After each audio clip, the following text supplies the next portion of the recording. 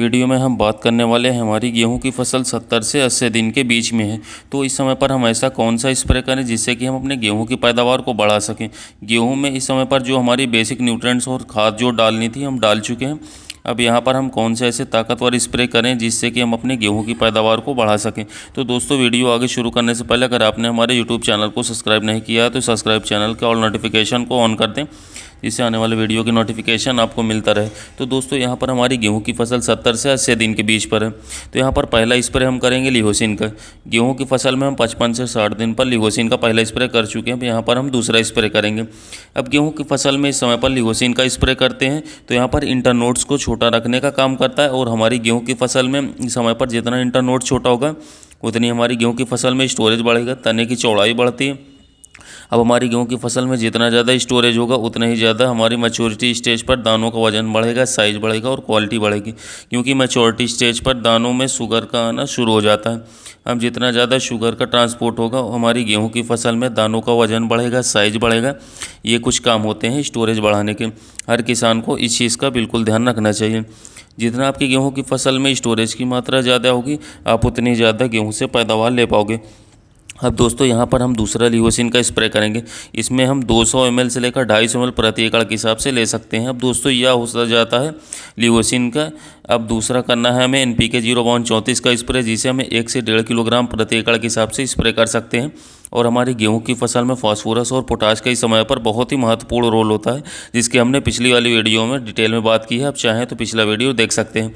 अब दोस्तों, यहाँ पर मुझे बताने की ज़रूरत नहीं है कि फास्फोरस और पोटाश आपकी गेहूं की फसल में क्या काम करेगा। ये सारा कुछ आप मुझसे बेहतर जानते हो। अब दोस्तों, यहाँ पर तीसरा स्प्रे करें हम माइक्रो न्यूट्रिएंट्स का। कि दोस्तों, गेहूं की फसल में इस समय पर बालियाँ निकलने की शुरुआत होने वाली होती हैं। अब गेहूं की इस स्टेज पर हमारी गेहूं की फसल को सबसे ज़्यादा पोषक तत्वों की ज़रूरत होती है, जिसमें आपका sulphur, magnesium, ferrous, calcium, zinc, manganese होता है, जिनकी हमारी गेहूं की फसल में इस अवस्था पर बहुत ज़्यादा ज़रूरत होती है। क्योंकि आपकी गेहूं की फसल में इस समय पर झंडा पत्ता का बहुत महत्वपूर्ण रोल होता है। आप अपनी गेहूं की से कितनी अच्छी पैदावार ले पाओगे ये सारा कुछ डिपेंड करता है आपके झंडे पत्ते पर। और इस समय पर आपको अपने गेहूं की फसल में कोई भी स्ट्रेस नहीं आने देना है, चाहे पीलापन हो या फिर किसी पोषक तत्वों की कमी से आने वाला रोग हो। आपको यहाँ पर बहुत ध्यान देना है। आपको यहाँ पर एक एक माइक्रोन्यूट्रिएंट्स को ना डालकर ऐसे माइक्रोन्यूट्रिएंट्स को डालें जिसमें एक ही पोषक तत्व में सारे तत्व मिल जाएं, मतलब कि मिक्स माइक्रोन्यूट्रिएंट्स हो, जिससे आपकी गेहूं की फसल में किसी भी तत्व की कमी नहीं हो पाएगी और आप गेहूं की फसल से बहुत अच्छी पैदावार ले पाओगे। अच्छा दोस्तों, यहाँ पर एक चौथी चीज़ है। यहाँ पर हमें एक अच्छा सा फंजीसाइड लेना है। इसमें हम प्रिवेंटिव में ही डाल सकते हैं।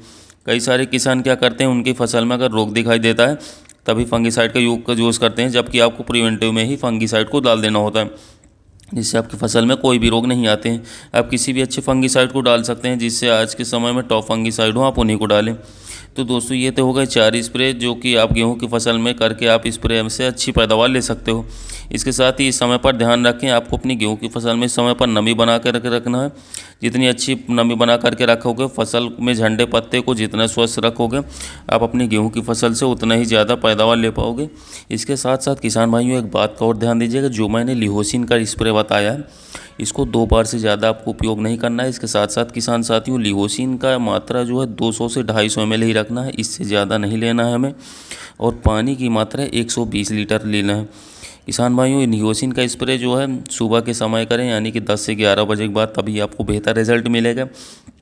इसके साथ साथ किसान भाई, जो मैंने NPK 0/34 की बात बताई है, NPK 0/34 की मात्रा आपको 1 किलोग्राम 1 एकड़ में लेना है। 120 लीटर पानी में घोल करके स्प्रे करना है।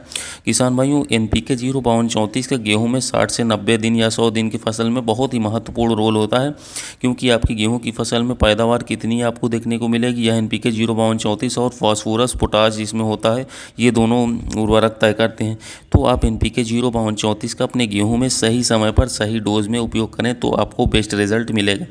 इसके साथ साथ किसान भाइयों, आप देखते रहें कि डेली अपने खेतों का निरीक्षण करते रहें, देखते रहें कि आपके खेत में कोई कीट व रोग तो नहीं लगा है। या किसान भाइयों, अगर लगा है तो आप फंगस जनित बीमारी है तो फंगीसाइड का उपयोग करके उसे ठीक करें। और कीटों का अटैक है तो तय कीटों को ख़त्म करने के लिए अच्छे कीटनाशक का प्रयोग करके उसे ख़त्म करें, उसे कंट्रोल करें, जिससे कि आपको शानदार पैदावार देखने को मिले। इसके साथ साथ किसान साथियों, लिहोसिन का आपको 2 बार से ज़्यादा अपनी गेहूं की फसल में उपयोग नहीं करना है। आप लिहोसिन का अगर अपने गेहूं की फसल में 2 बार उपयोग कर लेते हैं तो किसान साथियों, मैं गारंटी के साथ कह सकता हूँ आप अपनी गेहूँ की फसल से एक शानदार उत्पादन पा सकेंगे, एक मन मुताबिक उत्पादन पा सकेंगे। धन्यवाद।